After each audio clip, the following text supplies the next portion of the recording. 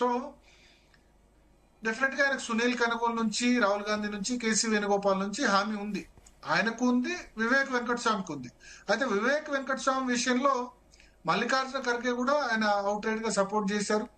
Dalit equation లో కూడా ఖచ్చితంగా వచ్చింది. అయితే అదే సమయంలో ఇక్కడ మాత్రం జిల్లాలో సపోర్ట్ లేదు, రాష్ట్ర వ్యాప్తంగా సపోర్ట్ లేదు రాజగోపాల్ రెడ్డికి ముఖ్యమంత్రి రేవంత్ రెడ్డి కూడా ఆయన తీసుకోవాలని అనుకోరు కదా. రేవంత్ రెడ్డితో డిఫర్ అయ్యే ఆయన బయటకు వచ్చారు.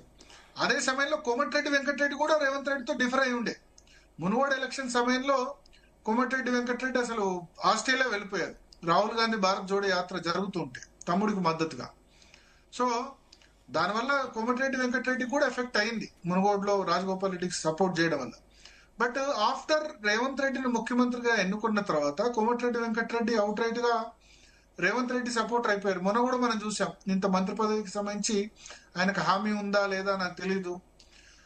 వెంకటరెడ్డి ఏమనుకుంటారంటే రాజగోపాల్ రెడ్డికి మంత్రి పదవి ఇస్తే తనకు తీసేస్తారు, ఒకే ఇంట్లో 2 మంత్రి పదవులు ఇవ్వరు అన్న ఒక మాట ఆయన బలంగా నాటుకుపోయి ఉండొచ్చు బహుశా. తర్వాత ఇంకా 10 ఏళ్ళు రేవంత్ రెడ్డి సీఎం అని చెప్పి ఆయన మొన్న కొత్త నల్గొండలో క్యాంప్ కార్యాలయం గృహప్రవేశ సందర్భంగా వీడియో తీసి చెప్పారు ఇదంతా జరుగుతుండగా. సో వెంకటరెడ్డి సపోర్ట్ గా లేరు రాజగోపాల్ రెడ్డి మంత్రి పదవి విషయంలో. ఉత్తమ్ కుమార్ రెడ్డి కూడా సపోర్ట్ ఉండరు. ఎందుకుంటారు? ఆయన ఒకవేళ రాజగోపాల్ రెడ్డికి ఇస్తే తన ఇంట్లో కూడా పద్మావతి రెడ్డి కోదాడ ఎమ్మెల్యే, ఆమె కూడా గెలిచారు కదా, ఆమె కూడా పదవి ఇవ్వాలి అంటారు. సో డెఫినెట్ గా జానారెడ్డి సపోర్ట్ గా లేరు. Jana Reddy exactly sir. యాక్చువల్లీ తొలుత రాజగోపాల్ రెడ్డి జానారెడ్డినే టార్గెట్ చేశారు, ఆయన లెటర్ రాశారంటూ కూడా కొంత ఆగ్రహం వ్యక్తం చేశారు. కానీ ఒక్కసారిగా సీఎం వైపు ఎందుకు టర్న్ అయ్యారు అనుకోవాలి సార్? జానారెడ్డిని టార్గెట్ చేస్తే ఆయన అడ్డుకున్నారని భావించినటువంటి రాజగోపాల్ రెడ్డి సడన్ గా సీఎం అడ్డుకుంటున్నారని ఎందుకు భావిస్తున్నారు? ఆయన టార్గెట్ గా ట్వీట్ చేయడం అనే రకంగా చూడాలి. మీరు ఒక విషయం గుర్తుంచుకోవాలి, జానారెడ్డి మీద కామెంట్ చేసింది ఎప్పుడు కేబినెట్ విస్తరణ జరగక ముందు ఏం చెప్పారు? ఈయన మల్రెడ్డి రంగారెడ్డికి పదవి ఇవ్వాలి అని చెప్పి జానారెడ్డి లెటర్ రాశారు. అంటే రంగారెడ్డి జిల్లా కేబినెట్ లో ప్రాతినిధ్యం ఇవ్వాలి అన్నారు. అంటే ఏంది? నల్గొండ జిల్లాకి ఇవ్వద్దని చెప్పి. ఎందుకంటే ఆల్రెడీ 4 రెడ్లు ఉన్నారు, రేవంత్ రెడ్డి, కోమటిరెడ్డి వెంకటరెడ్డి, ఉత్తమ్ కుమార్ రెడ్డి, పొంగులేటి శ్రీనివాస్ రెడ్డి. సో అక్కడ ఇవ్వాలి, రంగారెడ్డికి ఇవ్వాలంటే ఏంది? మా నల్గొండకి ఇవ్వద్దనే కదా. సో అప్పుడు విస్తరణకు ముందు జానారెడ్డి ఆ విధంగా మాట్లాడారు మీరు చెప్పినట్టు. కానీ విస్తరణకు ముందే సీఎం కు వ్యతిరేకంగా ఎందుకు రాజగోపాల్ రెడ్డి మాట్లాడతారు? ఏదో సరే వెంకటరెడ్డితో విభేదాలు ఉన్నా, మిగతా వాళ్ళతో విభేదాలు ఉన్న వాళ్ళు కూడా కలిసిపోయారు కదా, తనను కూడా కలుపుకుంటారని రాజగోపాల్ రెడ్డి భావించారు. బట్ విస్తరణలో రేవంత్ రెడ్డి వద్దన్నాడన్న ఇన్ఫర్మేషన్ రావడంతో ఇప్పుడు అవుట్ రైట్ గా నెగిటివ్ మాట్లాడుతున్నారు అందరికి. ఇంకా రాజగోపాల్ రెడ్డి పోయేదేముంది? అప్పుడే ముందే నెగిటివ్ మాట్లాడితే ఖచ్చితంగా రేవంత్ రెడ్డి ఏదో ఒక 10% అయినా సపోర్ట్ చేయరా.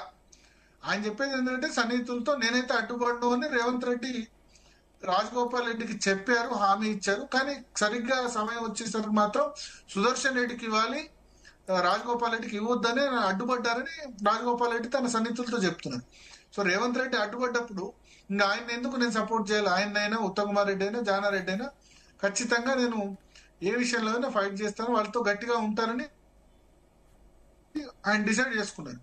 అందులో భాగంగానే సమయం వచ్చినప్పుడల్లా చేస్తున్నారు. ఒకసారేమో ఈ 10 ఏళ్ళు నేనే సీఎం అంటే హైకమాండ్ కదా సీఎం డిసైడ్ చేసేది, 10 ఏళ్ళు నేనే సీఎం అని ఎట్లా చెప్తారని చెప్పి ట్వీట్ చేశారు. రెండోసారి సోషల్ మీడియా వారియర్స్ ని విమర్శించినప్పుడు, అధికారంలో ఉన్నప్పుడు, మన ప్రతిపక్షంలో ఉన్నప్పుడు సోషల్ మీడియా జర్నలిస్టులు యూజ్ చేసుకుని, డిజిటల్ మీడియా జర్నలిస్ట్ యూజ్ చేసుకుని ఇప్పుడు ఎట్లా అని చెప్పి ఆ విధంగా మాట్లాడారు.